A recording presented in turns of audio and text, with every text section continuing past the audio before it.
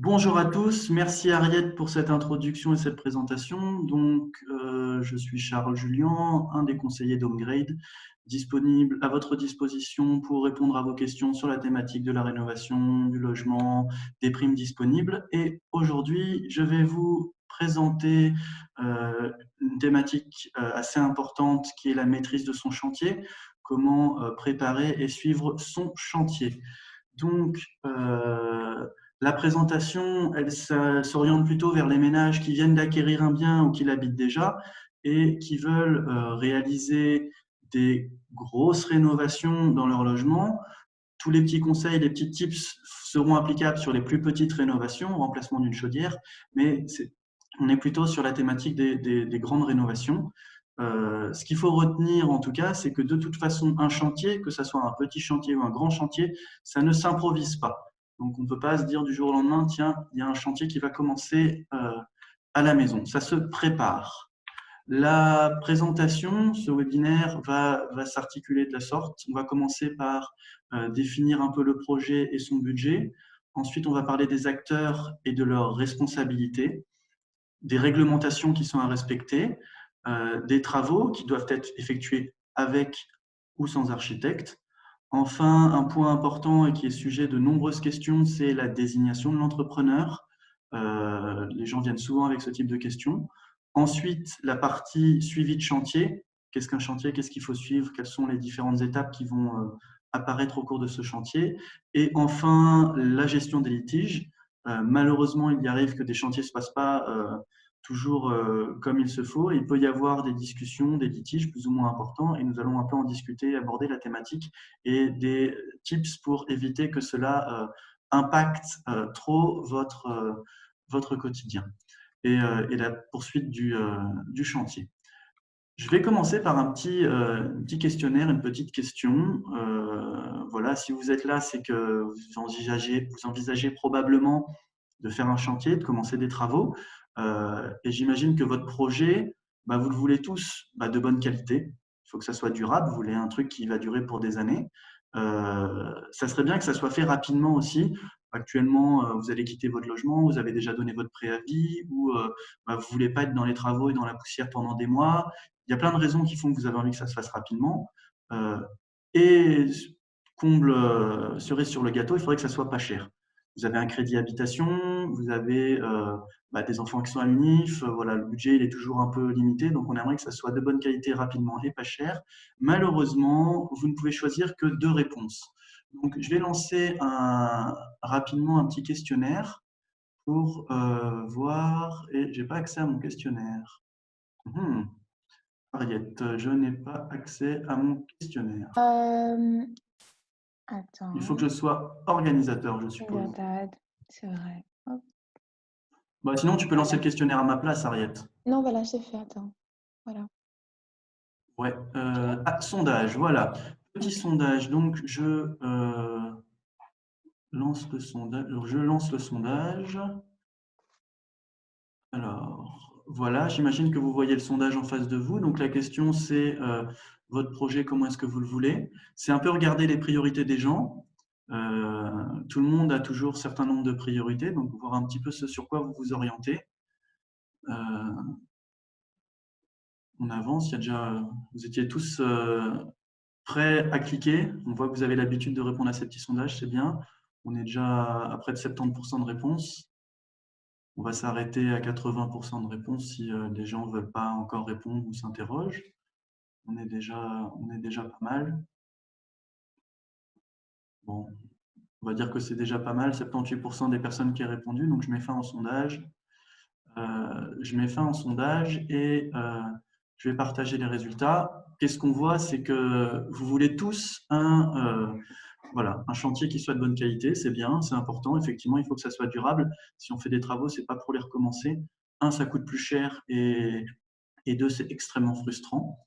Je vois que la vitesse est un petit peu moins importante pour vous que le budget. Eh ben, j'arrête les résultats et on va un peu discuter de ce point de vue. Euh, donc, euh, dans notre cas, bonne qualité et rapide, c'est un chantier qui va vous coûter cher. Si vous voulez que ça soit fait rapidement et que ça soit de bonne qualité, forcément, il va falloir mettre le prix pour que ça réponde à vos exigences. Si vous voulez qu'il soit de bonne qualité et pas cher, c'est possible. C'est assez rare, mais dans ce cas-là, généralement, il y a beaucoup de délais. Il faut trouver la bonne entreprise qui réalisera ces travaux. Si vous la trouvez, elle aura certainement un carnet de commandes qui sera rempli pour des mois. Et deux, généralement, si on diminue les coûts, c'est probablement qu'il y a moins de personnel et du coup, c'est un chantier qui va prendre un petit peu plus de temps en termes de délai de réalisation. Et ce qui est bien, c'est que vous ne vouliez pas un chantier rapide et pas cher. C'est plutôt positif pour votre projet parce que généralement, ça veut dire qu'il faut mettre une très grosse croix sur la qualité et sur les finitions, puisque si on veut que ça soit fait rapidement et vraiment un faible budget, on aura probablement une finition moins bonne, quelque chose qui sera moins durable et donc probablement l'obligation de recommencer plus tard et donc le pas cher va finalement devenir un peu plus cher que prévu. Alors, commençons rapidement par le chapitre 1, définir son projet et son budget. Un projet, pour pouvoir bien le définir et bien savoir ce qu'on veut, il est important de connaître son bâtiment, de bien connaître le bâtiment, soit parce que vous y habitez déjà, soit parce que vous l'avez déjà visité plusieurs fois et que vous avez des projets dedans. Bien connaître son bâtiment, c'est connaître son état actuel. Quel est son niveau d'isolation? Quel est l'état des techniques? Technique, ça peut être système de chauffage, mais ça peut aussi être état des techniques des tuyauteries, des cuisines, salles de bain, etc. Connaître les qualités de son bien, quelles sont ses potentialités, est-ce qu'on peut surélever, est-ce qu'on peut faire une annexe, est-ce qu'on peut ouvrir des baies, connaître ses qualités architecturales et patrimoniales. Il a un superbe granito au rez-de-chaussée que vous voulez conserver. Il a des vitraux dans les étages qui sont superbes. Il y a des choses qui sont bien sur le bâtiment que vous voulez rénover. Essayez de voir comment les conserver. Il faut aussi que vous connaissiez ses défauts. Malheureusement, le bien parfait n'existe pas. Et généralement, il ne serait pas vendu s'il était… voilà, les gens ils resteraient jusqu'au bout. Donc, il a peut-être des pathologies. Est-ce que c'est de l'humidité en cave? Est-ce que c'est des infiltrations en toiture? Il y a éventuellement des infractions urbanistiques. L'ancien propriétaire qui a mis une cheminée, une chaudière au premier étage avec un tubage vers la façade à rue, ce qui représente une infraction urbanistique, où il a tout simplement remplacé les châssis par des châssis PVC et au moment de la vente, vous constatez qu'il y a une infraction parce que c'était des châssis bois qui étaient prévus à l'origine. Voilà. C'est bien de connaître les défauts de son bâtiment avant de réaliser des travaux pour essayer d'y pallier ou en tout cas de ne pas, de pas mettre l'accent dessus et de pouvoir les enlever. Définir vos besoins. Vous connaissez bien votre bâtiment. Quels sont vos besoins? Est-ce que vous voulez augmenter le confort? Ce n'est pas du tout isolé, ce n'est pas confortable, les pièces sont exiguës. Est-ce que vous voulez agrandir? Il y a 2 chambres, mais j'en voudrais 3 parce qu'on a une plus grande famille. Est-ce que vous voulez modifier des espaces, déplacer des salles de bain, des cuisines? Voilà, tout ça, c'est une définition de vos besoins qu'il faut déterminer et savoir ce qu'on veut. Et enfin, définir les ambitions de votre projet. Quelles sont vos ambitions en termes de PEB, performance énergétique du bâtiment, donc en termes d'isolation, en termes de qualité des matériaux. Est-ce qu'on prend des matériaux de première qualité ou plutôt des matériaux de basse qualité? Ça, c'est des choix qui vont impacter le coût du projet. Et aussi le degré de finition de ce projet. Est-ce que l'entreprise fait tout de A à Z? Est-ce que c'est moi qui vais peindre les murs? Voilà, c'est des choses qui forcément peuvent impacter votre projet et donc son coût. Au niveau de son coût, ce qu'il faut savoir, c'est que le coût des travaux avec des imprévus, il y a toujours des imprévus, on parle d'environ 1 000 € par mètre carré. Ça peut paraître énorme, mais bon, une cuisine, voilà, ça coûte des sous, une salle de bain, ça coûte des sous et ce sont des petits espaces. Donc, c'est généralement le prix global pour une rénovation totale. 1 000 € par mètre carré, bien évidemment, on peut être moins cher, on peut être beaucoup plus cher si on demande des qualités luxueuses et des prestations très hautes.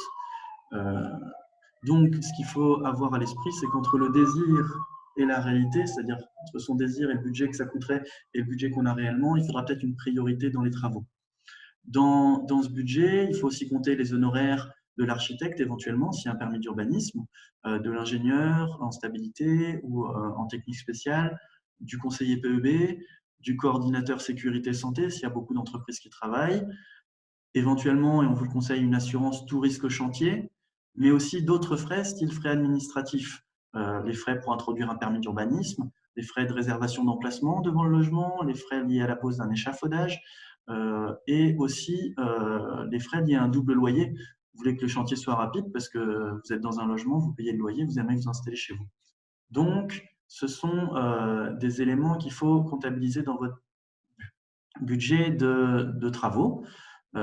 Pour vous aider là-dessus, il existe des primes et des subsides, notamment les primes à la rénovation et les primes énergie, qui se demandent avant travaux et après travaux. Il faut bien vous renseigner à l'avance sur ces primes.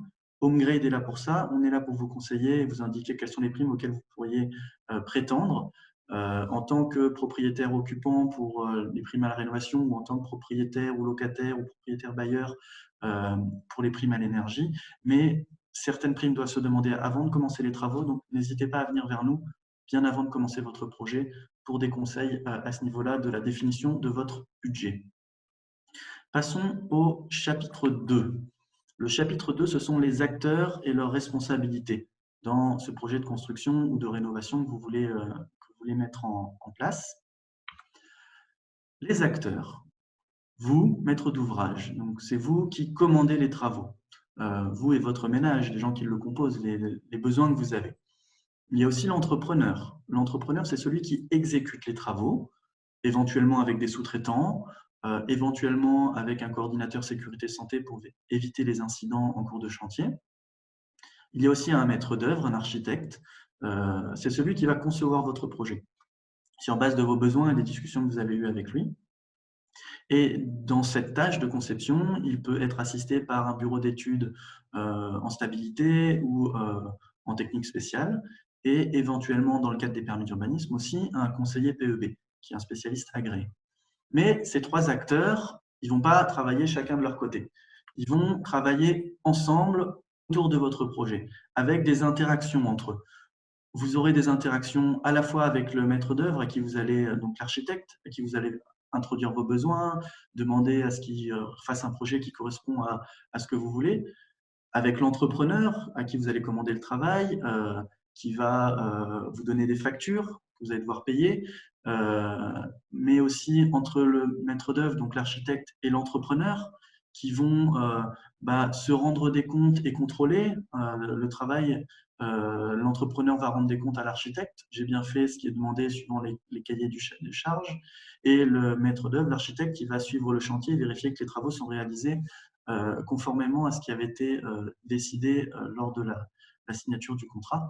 Donc voilà, toutes ces personnes sont en interaction ensemble autour de ce projet et on est vraiment dans une relation, une construction tripartite d'un projet avec chacun son rôle et ses responsabilités. Et je vais un peu vous parler du coup des obligations de chacun vis-à-vis de ce projet, vis-à-vis des autres intervenants. D'abord, les obligations du maître d'ouvrage. Vous, quand vous faites un projet, vous devez faire appel à des professionnels. Vous devez obtenir les permis d'urbanisme qui sont nécessaires. Vous serez assisté par l'architecte pour ça, mais c'est vous qui êtes responsable du permis d'urbanisme en tant que propriétaire. Vous devez aussi renseigner sur l'existant et prendre des décisions utiles pour éviter de faire perdre du temps à tous les autres acteurs. Si vous avez des informations, transmettez-les. Et quand on vous demande de choisir entre un carrelage bleu ou un carrelage blanc pour votre salle de bain, prenez la décision. N'attendez pas le dernier moment parce que ça va mettre du stress pour tout le monde et vous avez l'obligation de prendre ces décisions. Ensuite, vous devez payer les factures qui sont dues. Les travaux sont exécutés, vous avez reçu des factures, vous devez payer. Vous les avez commandées, ça fait partie de vos obligations. Et une autre obligation qui est peu connue, c'est vous devez effectuer une retenue en cas de dette de l'entrepreneur. On en parlera un petit peu plus tard, mais ça fait partie des obligations du maître de l'ouvrage. Si vous avez introduit un PU, vous avez agrandi votre logement ou vous avez modifié le nombre, vous avez acheté une maison unifamiliale et vous la divisez, vous en faites une bifamiliale, vous devez informer le cadastre de ces modifications et cela pourrait éventuellement avoir un impact sur votre revenu cadastral. Et enfin, vous êtes responsable des troubles occasionnés à des tiers. Vos voisins se plaignent du bruit du chantier, ce n'est pas vers l'entrepreneur qu'ils vont aller, c'est vers vous. C'est vous qui êtes responsable de ce chantier. Ce n'est pas l'entreprise qui réalise des travaux. Donc, c'est à vous ensuite de répercuter les informations à l'entrepreneur et de prendre les mesures en conséquence. L'architecte a aussi des obligations. D'abord, en tant qu'architecte, il doit suivre un code de déontologie. Il doit être inscrit à l'ordre des architectes. Sa mission doit être totalement indépendante. Il doit être indépendant de l'entrepreneur, notamment dans la réalisation de sa mission. Il doit accomplir une mission complète, c'est contractuel. Il ne peut pas faire un projet sans en suivre la réalisation de travaux ou sans donner le suivi à un autre architecte. Il a un devoir de conseil et d'assistance envers son client, c'est-à-dire envers vous, le maître d'ouvrage. Et dans sa mission de conception, c'est lui qui doit établir tous les plans, les documents techniques et administratifs qui seront liés à la demande de permis d'urbanisme et ensuite au dossier d'exécution. Exécution des travaux qu'il va devoir contrôler et jusqu'à la réception, mais aussi se faire entourer des professionnels requis. On le disait tout à l'heure, s'il y a de la stabilité, il doit faire appel à des bureaux d'études en stabilité, mais aussi en performance énergétique du bâtiment, en PEB, pour des nouvelles constructions afin de respecter les normes obligatoires à ce niveau-là. Enfin, les obligations de l'entrepreneur, troisième acteur de ce projet, celui qui va réaliser. D'abord, il doit être inscrit à la banque Carrefour des entreprises, c'est important. Il a un devoir de conseil envers son client, donc il doit l'informer sur les techniques, sur ce qui est fait et lui proposer éventuellement des alternatives. Il est responsable des lieux pendant le chantier. Si des gens accèdent chez vous via l'échafaudage qui n'a pas été protégé, c'est de sa responsabilité. Il a de la responsabilité aussi de la sécurité des gens autour du chantier et de l'accès au chantier, vérifier que les barrières soient bien mises. Il est responsable de la bonne exécution des travaux au sens du respect des règles de l'art, au sens de faire des travaux conformément aux prescriptions du cahier spécial des charges, CSC, mais aussi aux prescriptions des fabricants. On applique et on utilise les matériaux sur base de la fiche technique et des prescriptions du fabricant. C'est dans l'obligation de l'entrepreneur. Autre de ces obligations, la responsabilité sur la garantie décennale et les vices cachés. Lorsque le chantier est terminé, il y a quand même un délai durant lequel il est encore responsable de ses travaux et donc il a cette garantie décennale et cette responsabilité vices cachés qui pèse sur ses épaules plusieurs années à la fin du chantier. Il doit respecter les délais sur lesquels il s'est engagé vis-à-vis de vous. Si vous avez donné votre nom pour un bail et que vous devez vous installer dans le logement, l'entrepreneur doit tout mettre en œuvre pour respecter les délais sur lesquels il vous avait dit qu'il réaliserait le chantier.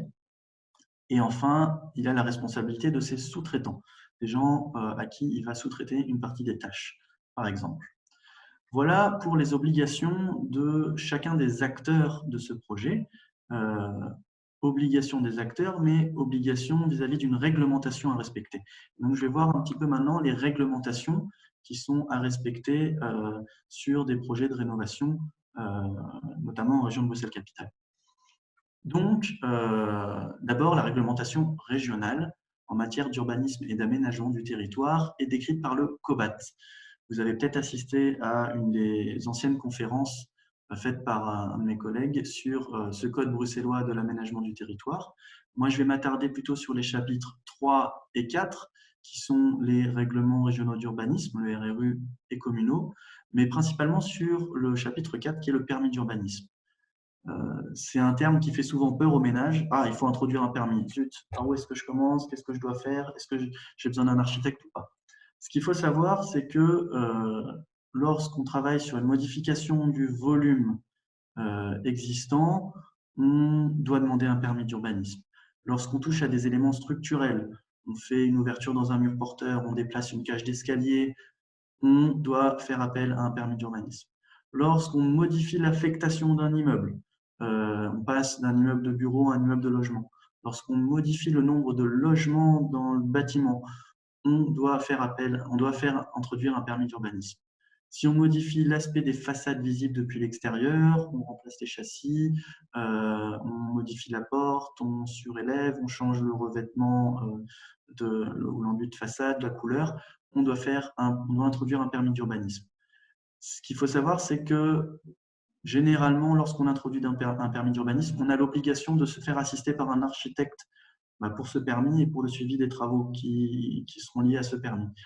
Il existe des travaux de minime importance qui se font sans architecte. régularisation, remplacement de châssis, modification de couleur.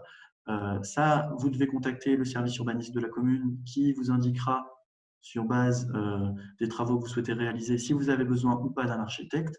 Et si vous n'avez pas besoin d'architecte, n'hésitez pas à contacter HomeGrade. Nous avons des facilitateurs urbanisme, donc des conseillers qui sont là pour vous aider à réaliser ce dossier de permis d'urbanisme sans architecte. D'autres réglementations, la réglementation relative à la performance énergétique du bâtiment. Alors, tout le monde connaît cette petite maison avec des lettres A, B, C, D, E, F, G. C'est obligatoire quand on vend un bien, quand on le met en location. Il permet de donner une classe de performance énergétique au bien et il donne une consommation théorique. Je dis bien théorique parce que souvent la consommation qui est indiquée n'est pas du tout en relation avec la consommation réelle des occupants. Déjà parce qu'il y en a qui chauffent plus, d'autres qui chauffent moins, parce que finalement on n'habite pas toute la surface du logement. Généralement, ce certificat se calcule pour tous les bâtiments de la même façon, de façon à pouvoir les comparer. Mais ne vous inquiétez pas, vous achetez un bâtiment au niveau G, vous pourrez faire des travaux pour l'améliorer, mais vous ne serez jamais à A ou B. Donc, voilà, le but, c'est quand même d'améliorer, mais ça permet notamment de donner les indices sur les premiers travaux à réaliser. Les installations techniques, il y a une réglementation sur les installations techniques, la PEB chauffage et la PEB climatisation. Vous installez une nouvelle chaudière, vous devez faire réceptionner cette nouvelle chaudière. Tous les 2 ans, en région de Bruxelles-Capitale, vous avez l'obligation de faire contrôler et entretenir vos installations de chauffage. Donc, c'est lié à la PEB sur les installations techniques. Les travaux. Vous introduisez un permis d'urbanisme, vous avez l'obligation de suivre la réglementation PEB du fait de ce permis d'urbanisme. Cette réglementation PEB travaux impose des exigences en matière d'isolation, d'étanchéité à l'air et de ventilation. Ces exigences seront différentes si on fait de la rénovation simple, de la rénovation lourde, de l'assimilé à du neuf ou du neuf, mais il y aura de toute façon des exigences. Ce qu'il faut savoir, c'est que d'ici 2030, la législation sera probablement modifiée pour rendre l'isolation obligatoire. Actuellement, personne ne peut vous obliger d'isoler votre toiture. Vous êtes locataire, vous ne pouvez pas imposer à votre propriétaire d'isoler. Pour le moment, ce n'est pas possible. À l'horizon 2030, il y a la volonté de rendre le certificat PEB, dont on a parlé au premier point, contraignant en termes de résultats, et donc même si on n'a pas de permis d'urbanisme à introduire, de devoir effectuer des travaux d'isolation. 2 autres réglementations dans un chantier, le Code bruxellois du logement, qui définit les normes minimales de sécurité, de salubrité et d'équipement des biens qui sont mis en location. Donc ça ne s'applique que pour les biens en location. Les règles ne sont pas les mêmes si vous êtes propriétaire occupant ou si vous êtes propriétaire bailleur au niveau de votre logement. Exemple, détecteur de fumée obligatoire pour un bâtiment mis en location, mais pas si vous êtes propriétaire occupant de votre bien. Et les normes spécifiques en matière d'installation de gaz et d'électricité. Alors, ce sont des organismes de contrôle agréés qui sont indépendants de l'entreprise qui peuvent vous donner un certificat de conformité. Il en existe un certain nombre, il y a 15 organismes pour le gaz et 34 organismes pour l'électricité. Donc, vous pouvez assez facilement trouver ces organismes et les contacter pour faire un contrôle de votre installation. Et nous conseillons généralement de demander à ce que ça soit directement indiqué dans le devis et que ce soit à charge de l'entrepreneur de prendre les contacts et de faire contrôler l'installation qu'il a réalisée. Voilà pour les réglementations.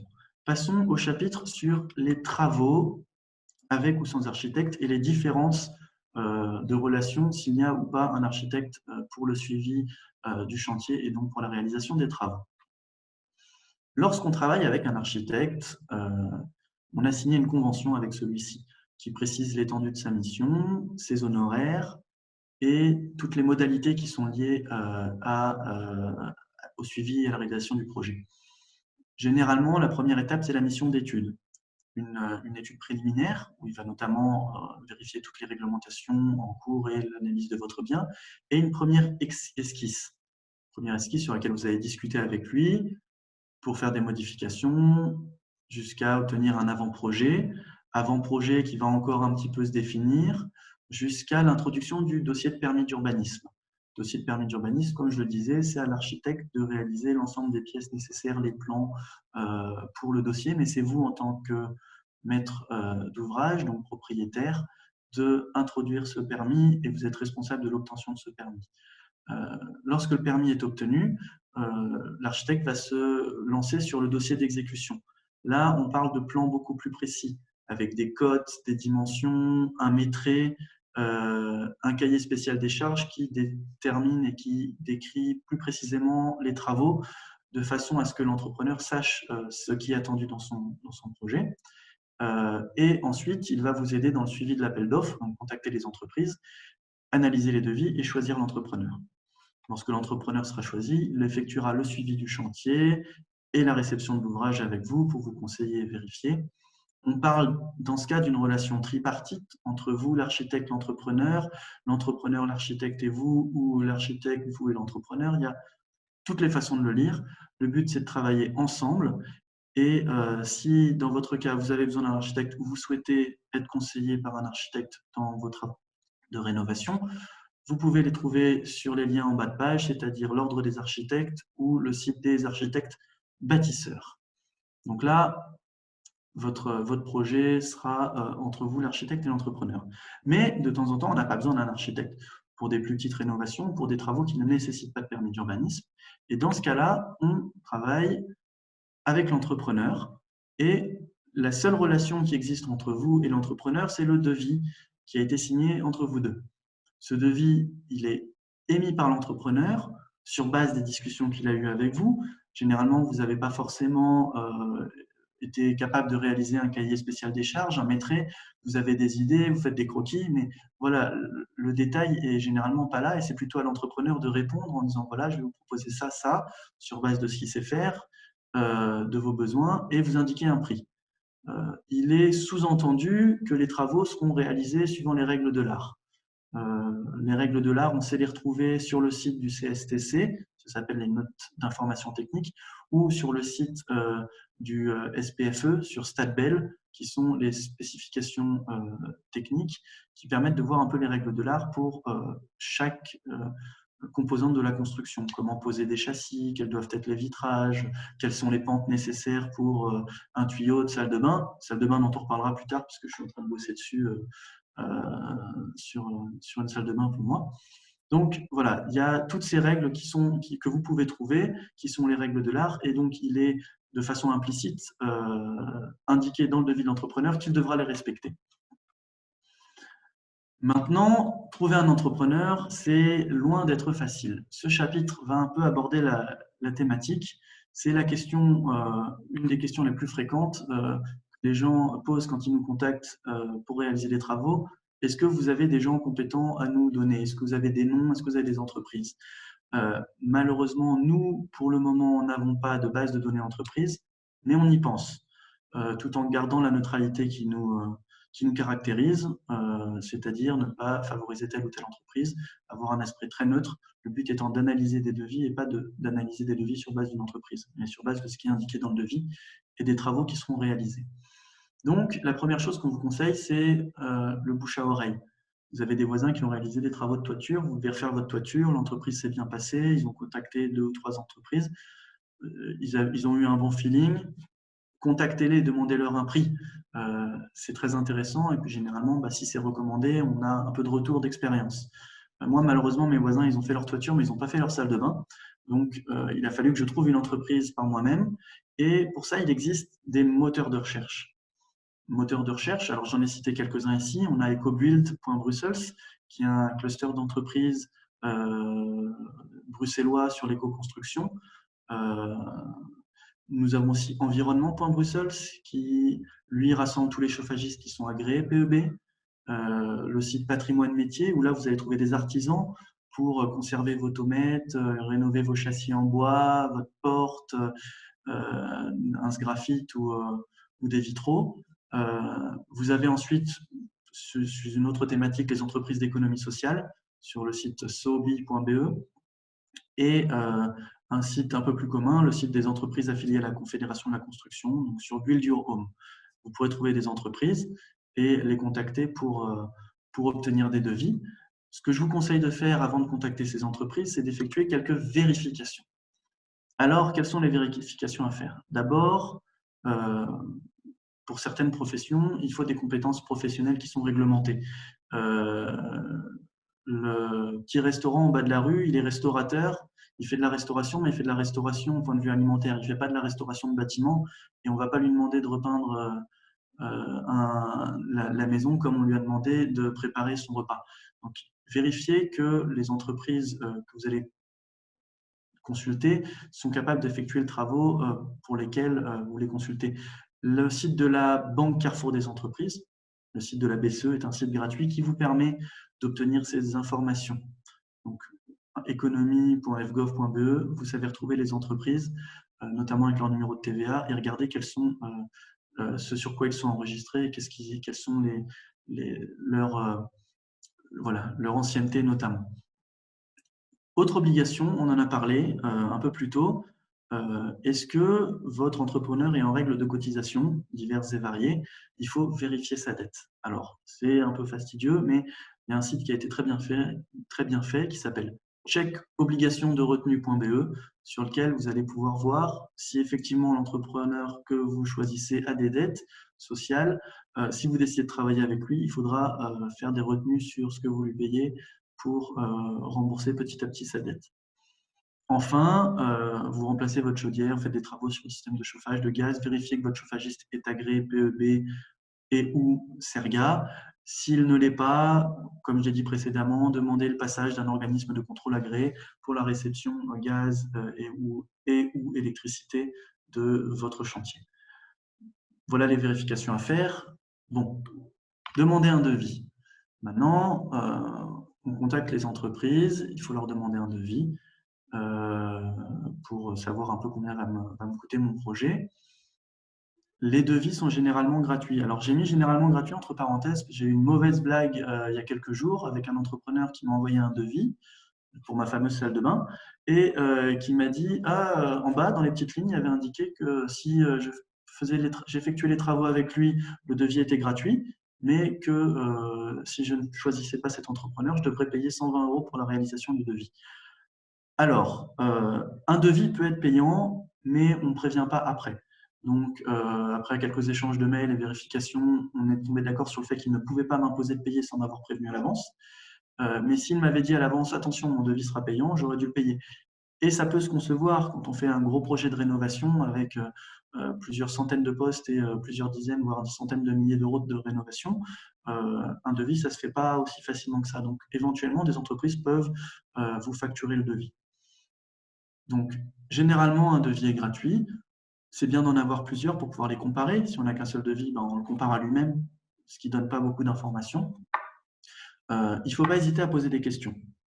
Pourquoi? Vous allez recevoir généralement, notamment si on n'a pas d'architecte, des devis qui seront différents. Ils seront présentés différemment, les postes seront articulés différemment, les solutions techniques seront aussi peut-être différentes.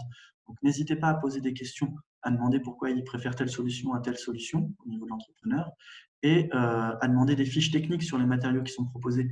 On vous propose 2 chaudières différentes, vous pouvez peut-être demander les fiches techniques pour les comparer. C'est important. Un planning, éventuellement, comme on le disait, si vous avez un timing qui est assez serré, vérifiez quand est-ce que votre entreprise est disponible pour faire les travaux. Et enfin, ça c'est un conseil qui est valable pour tous les gens qui demandent des primes notamment, indiquez bien les exigences techniques et administratives sur le devis, ça doit apparaître. On a besoin d'un contrôle gaz pour le remplacement d'une chaudière en prime rénovation. Faites indiquer dans le devis passage d'un organisme agréé gaz. Ça permet que ça soit prévu dans le budget, mais aussi que si l'entreprise ne reçoit pas l'agréation gaz parce que son installation n'est pas conforme, vous pouvez retenir une partie du montant du devis en disant « Attendez, moi je vous ai demandé ce document-là, je ne l'ai pas, vous n'avez pas respecté cette clause du devis qu'on a signé ensemble, donc du contrat, vous devez résoudre le problème. » Donc c'est à lui de résoudre le problème, puis refaire venir une société pour que ça soit conforme. Et puis ça évite aussi pour les petites questions de paperasse administrative nécessaires pour l'obtention des primes que ça traîne trop longtemps du point de vue de l'entrepreneur. Quoi qu'il en soit, un devis, c'est jamais figé dans le marbre.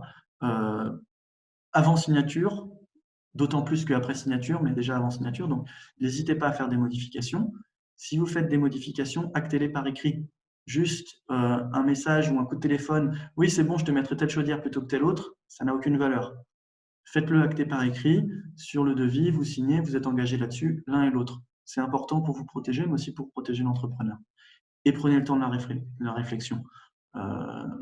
Si ça fait une semaine que vous avez reçu qu'un devis et que vous en attendez d'autres, bah, attendez un petit peu plus longtemps, c'est important. On ne se décide pas sur un coup de tête, c'est important de prendre un petit peu de temps pour analyser les devis, les comparer. Donc prenez un petit peu ce temps, c'est du temps gagné pour l'avenir. Un devis, on va prendre un mauvais exemple de devis, l'offre de l'entreprise d'Iconek Bâti. Alors, nouvelle salle de bain, suivant discussion avec le client, je vous ai eu au téléphone, je vais vous faire ça. Réparation de la toiture, ouais, vous avez des fuites, vous n'aurez plus de fuites, ne vous inquiétez pas. Je vais vous mettre en peinture l'intérieur, ouais, c'est un peu décrépit, on a vu ça. Et une nouvelle chaudière, montant 28 000 €. Ok, alors, vous savez rien. Vous n'avez aucune idée de ce qu'il va y avoir dans votre salle de bain, un baignoire, une douche, une toilette, un lavabo. Réparation de la toiture, est-ce qu'il renouvelle toute la toiture? Est-ce qu'il remplace juste une tuile cassée? Vous ne savez pas. Mise en peinture intérieure, le couloir, la totalité de la maison, nouvelle chaudière, voilà, c'est quoi comme chaudière? Voilà, ces noms aux devis qui ne sont pas détaillés. Et ça existe d'avoir des devis non détaillés, ça ne convient pas. Vous ne savez pas ce à quoi vous allez vous recevoir comme chantier ou comme travaux. Et c'est ce qui vous lie contractuellement avec l'entreprise. Donc, si effectivement vous n'avez plus de fuite sur la toiture, bah, vous devez payer, même s'il a juste remplacé une tuile. Donc, voilà, les devis non détaillés, ça ne va pas. C'est facile de décrire un mauvais devis. Un bon devis, c'est un petit peu plus difficile. Donc, voilà quelques tips sur ce bon devis. Les coordonnées de l'entrepreneur, son nom, son adresse, son numéro de TVA. Ça vous aidera notamment à rechercher les informations sur le site de la BCE, voir quels sont les travaux pour lesquels il s'est enregistré, s'il est en règle de cotisation, s'il n'est pas en faillite. Il y a plein d'informations disponibles sur le site de la BCE, qui est gratuit, je vous le rappelle. Il faut qu'il y ait vos noms, vos adresses, votre adresse, ou l'adresse du chantier si vous n'habitez pas sur le chantier pour le moment. Une description détaillée des travaux, pas réparation de la toiture, mais nouvelle tuile, enlèvement. Il faut un petit peu qu'ils définissent les tâches qui vont être effectuées, les quantités où le mettrez. Peindre un mur, est-ce que je peins 1 mètre carré ou est-ce que je peins 100 mètres carrés? C'est pas la même chose, le coût ne sera pas le même. Donc c'est important qu'il y ait une quantité ou un mètré qui soit dans ce devis pour que vous sachiez un peu à quoi vous en tenir. On en discutera après, ça peut aussi aider s'il y a des discussions pour des travaux supplémentaires. La référence des matériaux mis en œuvre, les fiches techniques. On sait quel type d'isolant va être utilisé, on sait quel type de faïence va être mis dans la salle de bain, par exemple. Le coût des différents postes, on ne met pas un coût global sur la fin. Aucune ventilation de poste, ça ne permet pas d'avoir des négociations ou des discussions. Si finalement il ne doit pas faire tel poste ou que tel poste est modifié, vous n'en avez aucune idée. On ne demande pas d'avoir un coût par vis, mais on demande au moins d'avoir un coût par poste pour être capable d'avoir des négociations à ce niveau-là. Des variantes éventuelles, comme je vous l'ai dit, il a un devoir de conseil envers vous. Il peut proposer des variantes si telle ou telle tuile ou telle robinetterie, voilà, ça peut être des variantes, ça peut avoir des influences sur le coût ou juste des propositions, mais c'est intéressant d'avoir l'embarras du choix, entre guillemets. Une durée de validité du devis. Généralement, ils le mettent tous 1 ou 2 mois, comme ça, ils savent ensuite s'ils doivent booker leur planning ou pas. Et un planning, quand est-ce que les travaux pourraient commencer, le délai de commande du matériel. Commander des châssis, c'est 6 ou 8 semaines, ce n'est pas le même délai pour avoir des carreaux de carrelage ou une baignoire de chez FAC ou X2O ou n'importe quelle autre entreprise. Donc voilà, c'est important d'avoir aussi de temps en temps des notions de délai pour certains matériaux. Et enfin, et dans le cadre de gros chantiers, même de plus petits, un échelonnement de paiement. Est-ce qu'il va vous demander 10%, 20%, 50% avant les travaux? Généralement, entre 10 et 30% avant travaux, ça peut se comprendre, jusqu'à 50% le moment où les travaux commencent, et garder 10-20% sur la fin du chantier, ou échelonner un petit peu, mais garder toujours un peu de sous sur la fin du chantier pour les éventuelles discussions. Là-dessus, HomeGrade peut vous aider, pas au niveau des discussions, mais au niveau de l'analyse du devis. Vous avez reçu un devis, vous ne savez pas s'il est cohérent, s'il est bien présenté, s'il y a les informations nécessaires. N'hésitez pas à nous contacter, on peut avec vous analyser votre devis ou vos devis et dire ce qui nous paraît bien ou ce qui nous paraît moins bien. Vous avez reçu un bon devis, vous l'avez signé, c'est le début de la relation contractuelle entre vous et l'entrepreneur. Ça y est. vous avez signé la convention avec l'architecte, c'est aussi le début de la relation contractuelle avec l'architecte. Mais voilà, le devis est signé, il y a une relation qui se crée avec ces obligations dont on a parlé précédemment. Mais ça veut aussi dire que le chantier va commencer. Et ça, c'est ce qui vous intéresse, puisque c'est ça que si vous faites des travaux, c'est pour avoir le chantier, c'est pour avoir le résultat, mais ça va commencer. Donc, passons au chapitre du suivi du chantier.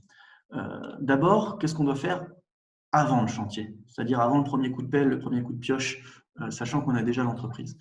Le chantier va démarrer, éventuellement on contacte son assurance pour l'assurance tout risque chantier. Ça peut être très intéressant sur des gros chantiers, même des chantiers un peu moins importants. Ça couvre vraiment très bien en cas d'incident de chantier. Ensuite, sur site, est-ce que vous avez affiché votre permis d'urbanisme? C'est obligatoire au moins 8 jours à l'avance. Est-ce que vous avez rangé et protégé ce que vous voulez voir à l'abri des dégâts pendant le chantier? Est-ce que vous avez prévenu vos voisins? Attention, la semaine prochaine, j'ai un chantier qui arrive. Attention, les ouvriers commencent demain. Moi, voisine, elle est prévenue que je vais refaire ma salle de bain parce que quand on casse le carrelage, ça fait du bruit et qu'elle va avoir du bruit à côté de chez elle. C'est important de les prévenir. N'hésitez pas, pensez-y. Ensuite, est-ce que vous avez rappelé l'entrepreneur 2-3 jours avant, vérifier qu'il vient bien, convenu d'un horaire de début pour établir une réunion de début de chantier? C'est important, ça remet un peu les choses à l'heure, ça remet en confiance, tout le monde s'organise bien. Et ce qui vous demande un acompte, c'est tout à fait possible. Enfin, la commune. Vous avez eu un permis d'urbanisme, vous devez les prévenir que le chantier va commencer, donc vous leur envoyez, ils ont un formulaire, le chantier va commencer à telle date. Mais par contre, vous pouvez aussi avoir besoin de réserver des emplacements pour mettre un conteneur devant la maison, pour que les ouvriers puissent se garer, pour mettre un échafaudage. Ce sont des autorisations à obtenir. On ne les obtient pas la veille, donc on se prépare au moins une grosse semaine à l'avance, on contacte la commune, on regarde ce qu'il faut faire, quelles sont les démarches, combien ça coûte. Voilà, ce sont des choses qui sont à faire avant de commencer le chantier. Voilà, vous êtes un peu prêts, le chantier va commencer. Premier jour, le chantier démarre. On conseille toujours de commencer par une réunion de début de chantier. Déjà, ça permet un peu à tous les intervenants de se repositionner, de se représenter. Votre architecte, si vous en avez un, l'entrepreneur ou le chef d'équipe d'entreprise, vous, voir un petit peu mettre, on va dire, mettre toutes les pendules à l'heure et les aiguilles et qu'on soit tous d'accord. On synchronise les montres pour le chantier qui va commencer.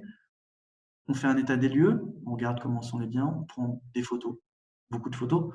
Avec le numérique, aujourd'hui, on sait faire plein de photos. Mieux vaut trop que pas assez, ça prend pas de place sur la carte mémoire. Faites des photos avant, pendant, après sur le chantier. On en discutera un petit peu après, mais voilà, faites des photos. Est-ce qu'il y a des protections supplémentaires qui sont à prévoir? Vous avez mis quelques protections, mais il faut peut-être protéger la cage d'escalier, la porte d'entrée. Voilà.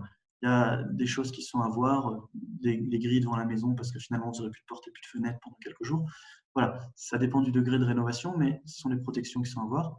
L'installation de chantier, où l'entreprise va pouvoir s'installer, où est-ce qu'elle va pouvoir stocker son matériel, est-ce qu'elle peut être à l'intérieur de la maison, est-ce qu'elle peut être dans le jardin si vous en avez un, est-ce qu'elle doit rester dehors? Voilà, c'est des choses qui sont à discuter. Est-ce qu'ils peuvent utiliser vos sanitaires? Voilà, c'est des choses qui doivent être un peu discutées un peu à l'avance, mais confirmées au moment de la réunion de début de chantier. Et enfin, dans le cadre de chantiers un peu plus importants, si on a un coordinateur sécurité santé, il va vérifier l'installation de chantier. Petit tips, votre chantier va commencer. Comme je l'ai dit, vous avez une relation contractuelle avec votre entrepreneur. N'hésitez pas à laisser une copie sur place des plans et des devis. Moi, j'ai ma copie de ma salle de bain derrière moi. Voilà, c'est ce qui a été décidé. S'il y a des modifications, on en parle. Mais laissez des copies sur place. Lorsqu'on a, ah oui, c'est ça qui était prévu, je ne me souviens plus, vous retrouvez les documents facilement et on sait les retrouver. Ça, c'est un petit conseil pour la suite du chantier. Suite qui arrive maintenant. Voilà, le chantier a commencé. On va organiser des visites de chantier. Ces visites de chantier, elles sont régulières. Bien évidemment, ça dépend de la temporalité du chantier. Une grande rénovation de toute une maison sur plusieurs semaines ou plusieurs mois ne demande pas les mêmes fréquences de visite que le remplacement d'une chaudière ou la modification d'une salle de bain. Où là, ça peut être tous les matins, une demi-heure, faire le topo avec l'entreprise.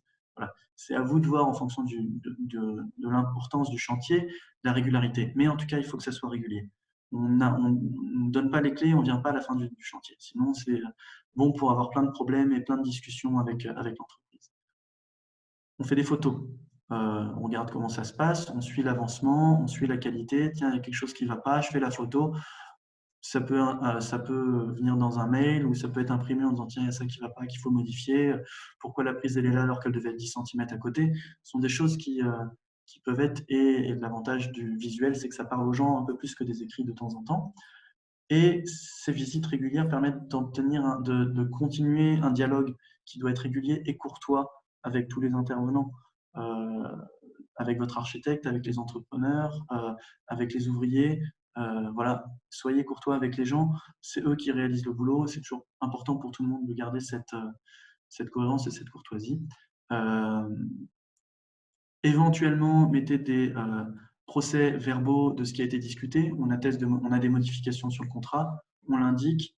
S'ils sont signés par les différents intervenants, ça a une valeur juridique. On peut envoyer un mail récapitulatif à l'entreprise. Tiens, il a été décidé de déplacer ma toilette et mon lavabo. Je déplace la toilette, je déplace le lavabo. Hop. On a modifié en cours de chantier l'installation. J'ai fait des modifications sur le plan. Je laisse une version à jour du plan et des devis. Ça va limiter des discussions en cours de chantier et en fin de chantier. Charles, Oui. Il est 53. Ok, je me dépêche. Ok. Suivre votre chantier, les imprévus. La gestion des imprévus, ça fait peur à tout le monde. Il y en a toujours. Par définition, ils sont imprévisibles et ils arrivent jamais au bon moment. Sinon, ça ne serait pas drôle. Donc, c'est ça les imprévus. Toute modification en cours de chantier, soit une modification par une décision ou par un imprévu, peut entraîner une modification sur le coût et sur le planning. Mettez à jour le devis. Voilà. On évite les discussions, on se met d'accord sur un prix, sur des délais, sur des choses, on met à jour, les choses pourront bien se passer. Un architecte a l'avantage d'être un professionnel du bâtiment, d'avoir aussi une vision un peu plus large et peut limiter les risques d'imprévus sur un chantier. Voilà, ce n'est pas parce que vous avez un architecte que vous n'aurez pas d'imprévu, mais c'est certainement parce que vous avez un architecte que vous en aurez moins. Ça, c'est important. Le suivi du chantier, c'est aussi les états d'avancement, le contrôle des factures, si on doit payer petit à petit l'avancement du chantier. Un paiement en liquide, 3 000 € maximum, demandez un reçu. C'est important. Ne payez jamais l'intégralité avant la fin des travaux. On ne paye pas tant que tout n'est pas fini. Et sachez que si vous payez sans avoir fait de remarques, la réception du chantier est dite tacite. Or, en fin de chantier, généralement, on doit faire soit une réception unique pour les petits travaux, remplacement de châssis, remplacement de chaudière, salle de bain, soit une réception provisoire pour des plus gros chantiers, avec ou sans remarque. Tiens, il n'y a pas encore mis ça, mais on donne la réception car on veut s'installer dans le logement, mais il reste tel et tel point à réaliser. Cette réception provisoire valide provisoirement l'ouvrage qui est exécuté. Et un an après, elle donne lieu à une réception définitive qui permet notamment au bâtiment de faire ses maladies de jeunesse et de voir un petit peu si tout s'est bien passé, si les travaux sont faits correctement. Le chantier est terminé. Éventuellement, s'il y a eu un cautionnement, on peut libérer le cautionnement. Et surtout, on garde les photos. On garde les photos pour la suite. On ne sait jamais ce qui peut se passer, soit pour des questions de garantie, soit pour des questions de travaux ultérieurs. Et vous ne vous rappelez plus ce qui avait été fait, où sont passées les gaines, les canalisations pour un chantier futur. Le chantier est terminé, l'entreprise a quitté les lieux, vous avez payé. Bon, si tout se passe bien, tant mieux. S'il y a des soucis qui apparaissent, il existe des garanties. La garantie contractuelle qui est prévue dans le devis, généralement, c'est une garantie sur les matériaux, les équipements, la chaudière, le châssis, le vitrage. Chez ma sœur, ils ont placé des nouvelles vitres, nouveaux châssis au mois de, je ne sais plus, c'était en février-mars. Plein été, il fait très chaud, paf, le vitrage se fissure sans aucune raison. C'est ce qu'on appelle une dilatation différentielle. Ils ont contacté l'entreprise, effectivement, c'est une garantie matériaux. Le châssis, il n'y a pas d'impact, donc c'est vraiment lié au vitrage et à un problème intrinsèque aux matériaux et à l'installation. Donc les châssis vont être, en tout cas le vitrage va être remplacé prochainement. La responsabilité décennale, elle n'apparaît pas forcément sur le devis, mais ça apparaît dans le Code civil sur les articles 1792 et 2270, qui dit que l'entrepreneur et l'architecte sont engagés en cas de réalisation défectueuse qui porte atteinte à la solidité et à la stabilité de l'ouvrage. On parle bien solidité, stabilité. Un vitrage cassé, même par dilatation différentielle 2 ans après ou 3 ans après, vous ne pouvez rien faire. Par contre, une fuite dans la toiture moins de 10 ans après, là, on a la garantie décennale qui peut s'appliquer.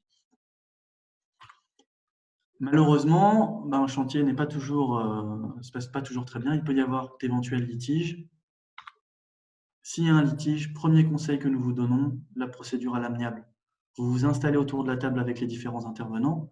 On prend le temps posément de discuter. On signale les problèmes. Si on trouve des décisions, on les confirme par écrit et on applique ce qui a été décidé. Si on écrit, on ne revient pas dessus à la réunion suivante. Si malheureusement il n'y a rien qui bouge, une lettre recommandée reprenant la liste des problèmes et mettant en demeure d'y remédier.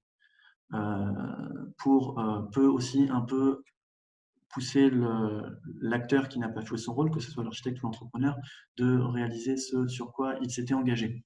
Sachez qu'il y a une obligation de moyens pour l'architecte et une obligation de résultat pour l'entrepreneur, mais que dans le cas de problèmes importants sur votre chantier, si on va en justice et que la responsabilité de l'un et de l'autre est difficile à déterminer, il peut y avoir une condamnation in solidum, c'est-à-dire qu'ils sont solidaires à 100%, l'un et l'autre, l'un pour une faute d'exécution et l'autre pour une faute de conception ou une négligence de contrôle. Si malheureusement la médiation, si malheureusement le côté amiable, donc la discussion à l'amiable ne fonctionne pas, vous pouvez toujours vous diriger vers l'aide juridique de première ligne. C'est-à-dire que vous avez quand même envie de trouver une solution, mais vous n'êtes pas tout à fait d'accord sur la solution. Il existe des services de médiation volontaire. Il existe une commission de conciliation construction, donc là qui est vraiment liée à la construction. Vous trouvez les sites internet en bas de diapositive. Ils peuvent vous aider à trouver une solution à ce problème. Et si malheureusement, malgré cette aide, vous n'y arrivez toujours pas, l'aide juridique de deuxième ligne, c'est le recours devant les tribunaux. Éventuellement, vous avez une assurance juridique qui peut vous aider liée à votre assurance habitation. Si le litige est inférieur à 2 500 €, c'est le juge de paix qui va traiter la problématique. Si le litige est supérieur à 2 500 €, ce sera le tribunal de première instance ou de commerce. Sachez que HomeGrade ne peut pas vous aider en termes de gestion de litige. On n'est ni un service de médiation, ni un service juridique. On peut juste vous conseiller sur les démarches à entreprendre. Quelques situations de litige, rapidement. Les prestations ne sont pas exécutées, on fait une mise en demeure par courrier recommandé et on suspend son paiement. Les relations se passent mal, plutôt que ça continue à se dégrader, on peut mettre d'un commun accord fin à la relation contractuelle, procéder à une reprise de mission pour l'architecte ou pour l'entrepreneur. Ça risque de faire un surcoût pour vous et d'augmenter les délais. Mais c'est possible de mettre fin au contrat en cours d'un commun accord. L'entrepreneur a mal fait ses travaux. Comme on le disait, il a l'obligation de réaliser les travaux suivant les règles de l'art. Donc, il a aussi l'obligation de les réparer sans supplément financier. C'est une réparation dite en nature. Il peut éventuellement vous proposer une compensation financière. Si la porte elle est 10 cm à droite qui était prévue au lieu d'être à gauche, il peut vous dire je ne la refais pas, mais je vous paye un montant. Si vous êtes d'accord, tant mieux. Si vous constatez une malfaçon, prévenez l'entrepreneur au plus vite, notamment pour limiter l'étendue des dégâts. On constate une fuite, dites-le le plus tôt possible. Si on attend que tout soit trempé et qu'il faille tout remplacer pour faire les dégâts, il va freiner d'autant plus pour admettre sa responsabilité là-dessus. Modification de cours de chantier. Donc souvent, comme j'ai dit, ça peut entraîner une modification de coût. Si on n'a pas au préalable signé un devis ou une modification et qu'on est d'accord, on peut avoir des discussions. Donc je le répète, demandez une offre justifiée, argumentée. Plus le devis était détaillé à la base, plus il est facile d'argumenter sur les prix de nouveaux travaux. Si vous constatez un défaut après la réception, soit c'est la garantie contractuelle ou la garantie décennale qui entre en considération. Si malheureusement votre entrepreneur a fait faillite, il faudra contacter le curateur. Sachez qu'un entrepreneur est toujours responsable de ses sous-traitants. Même si ce n'est pas lui qui a posé la chaudière, mais que c'était dans son devis à lui de faire la chaudière et qu'il est passé par un sous-traitant, c'est vers l'entrepreneur que vous devez vous tourner, pas vers son sous-traitant. Voilà, on arrive à la fin de cet exposé. Désolé d'être un petit peu rapide et d'avoir presque débordé. Deux petits mots de conclusion sur la maîtrise de son chantier. Un bon chantier, ça se prépare. Préparez-le au maximum pour éviter les modifications ou les décisions en cours de chantier. Mieux c'est préparé, moins on a de surprises. Dialoguer régulièrement avec les différents intervenants. La composante humaine est très importante sur le terrain. C'est important d'avoir un dialogue régulier et constructif. Personne n'aime les surprises, surtout en cours de chantier. Surtout, soyez constructif pour que ça se passe bien. J'espère que cette présentation vous a un petit peu éclairé sur la situation. Ça va être le moment des questions-réponses. Si malheureusement on n'a pas le temps de répondre à toutes les questions, vous avez des questions supplémentaires qui vous viennent, n'hésitez pas à nous envoyer un mail sur info@omgrid.bruxelles et vous recevrez une réponse plus personnalisée.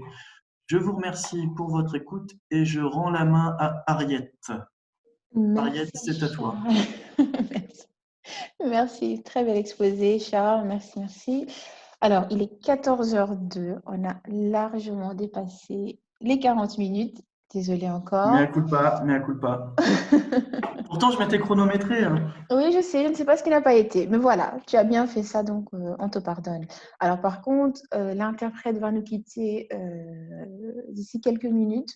Donc pour notre public néerlandophone, vous pouvez toujours nous poser vos questions via le chat ou via les questions-réponses. Donc on essayera d'y répondre, bien sûr.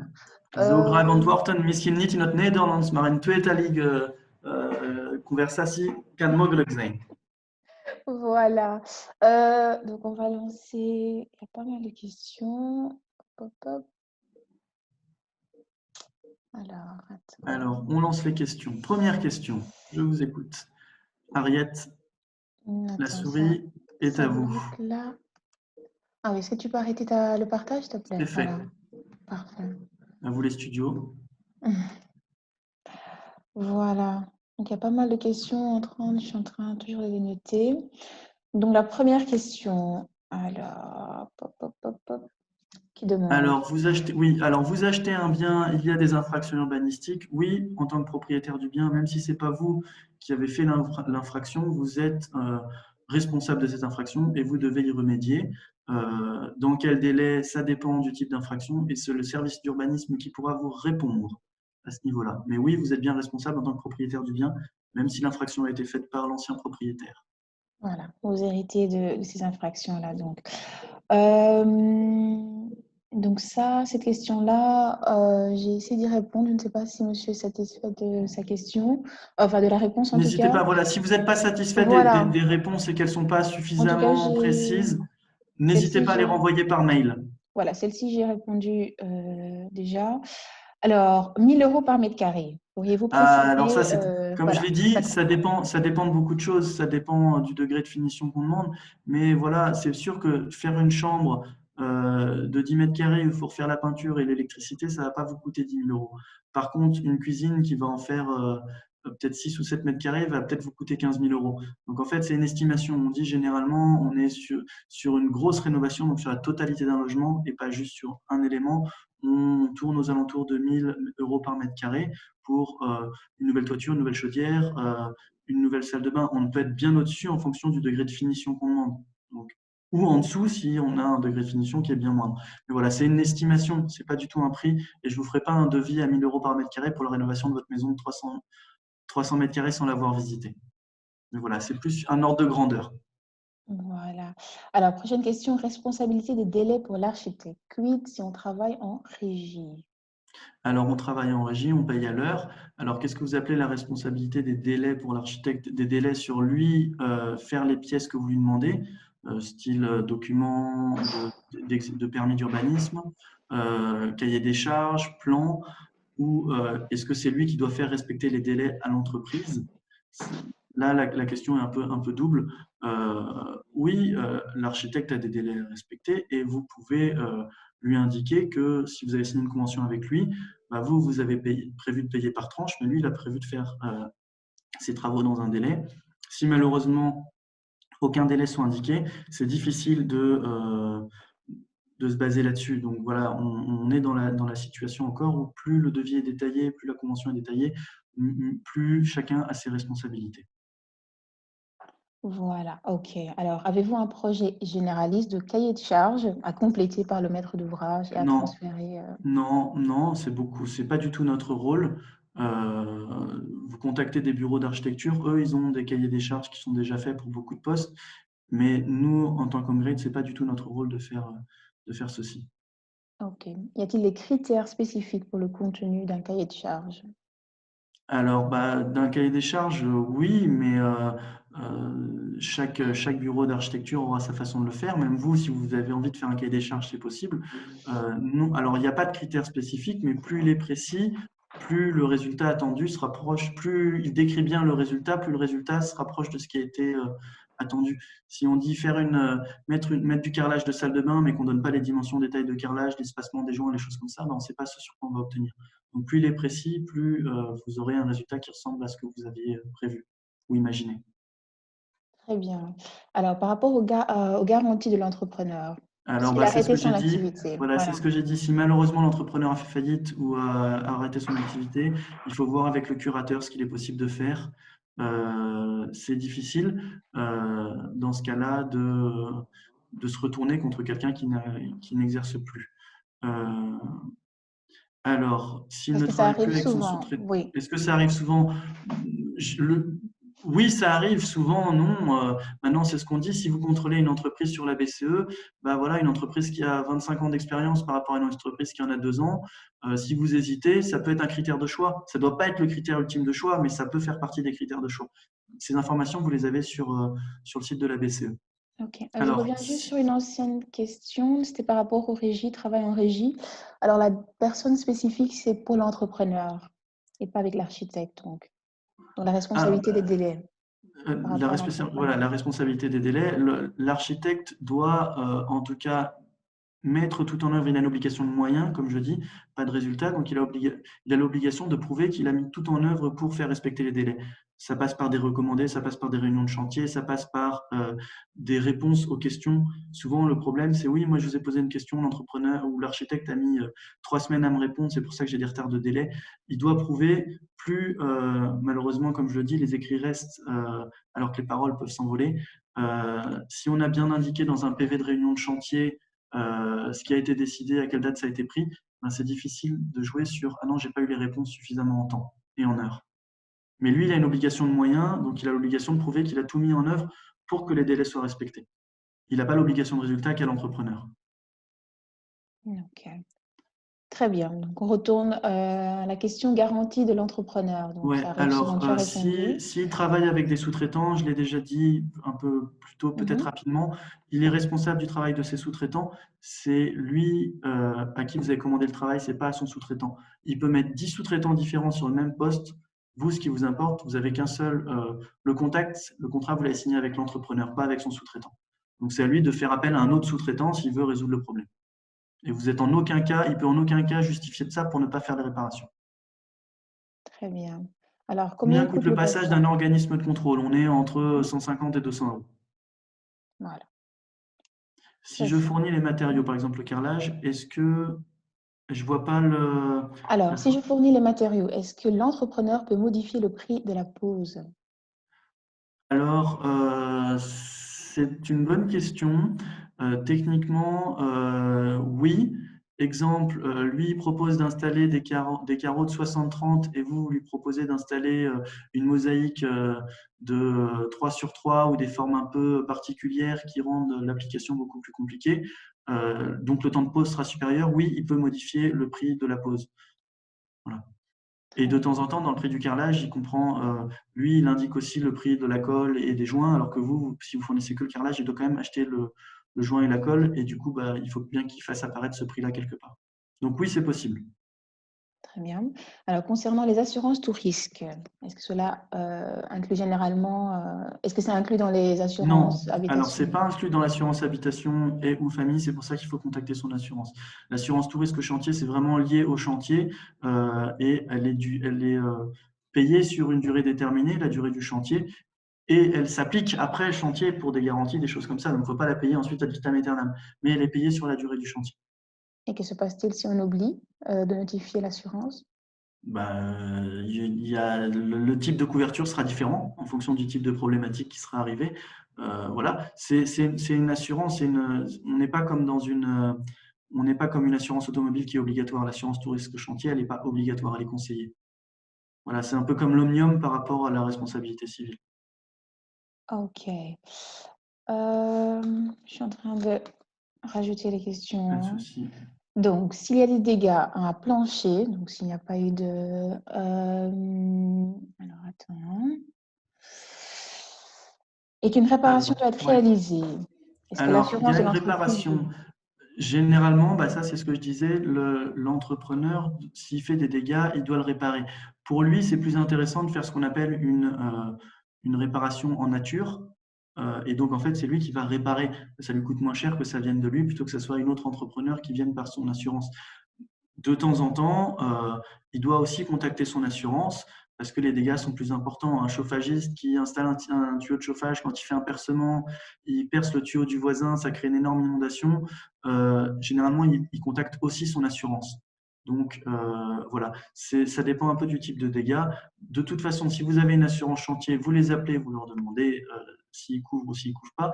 L'entrepreneur, soit il propose de réparer, si c'est juste une griffe sur le plancher, il propose de le reponcer, de le revernir.